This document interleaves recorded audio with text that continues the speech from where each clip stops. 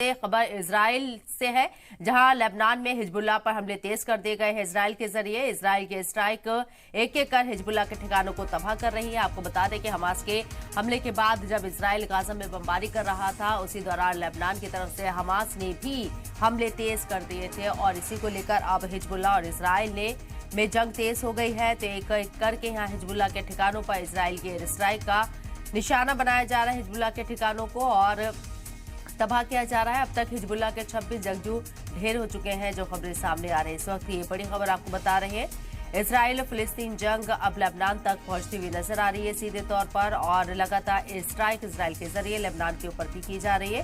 Hezbollah के इस जंग में शामिल होने के बाद हिजबुल्लाह के ऊपर लेबनान बॉर्डर्स पर यह कार्रवाई की जा रही है। अब तक 26 जंगजू हिजबुल्लाह के हमले में ढेर हो चुके हैं। इजराइल ने पहले ही इंतबा दिया है और एक बार फिर से कहा है कि अगर हम इस जंग में हिजबुल्लाह की एंट्री ऐसी ही रही और ऐसे ही हिजबुल्लाह अटैक करता रहा तो लेबनान से जंग इजराइल की शुरू हो गई है और इस जंग को और शदीद किया जाएगा।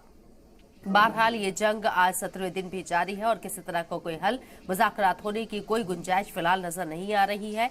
एक तरफ जहां गाजा पट्टी के अंदर हजारों लोगों की अब तक मौत हो चुकी है, 4000 से ज्यादा लोगों की मौत हो चुकी है, लगातार एयर स्ट्राइक की जा रही है, तो अब ये जंग लेबनान तक भी पहुंचती हुई नजर आ रही है। इजराइल ने साफ इंतबा दिया है कि हिजबुल्लाह अगर वापस नहीं हुआ तो एक बार फिर से लेबनान और इजराइल के बीच जंग छिड़ जाएगी। 80 के दशक में आपको बता दें कि यहाँ लेबनान में हिजबुल्लाह और इजराइल के बीच जंग हुई थी, उसके बाद से इजराइल को वापस लौटना पड़ा था। लेबनान के ऊपर उस वक्त इजराइल का कब्जा हुआ करता था और अब एक बार फिर से हमास के सपोर्ट में हिजबुल्लाह के जंग जो सामने आए और हिजबुल्लाह ने लेबनान से इजराइल की तरफ अटैक किया, हमले किए। उसके जवाब पे इजराइल ने अब लेबनान के बॉर्डर पर अटैक करने शुरू कर दिए हैं।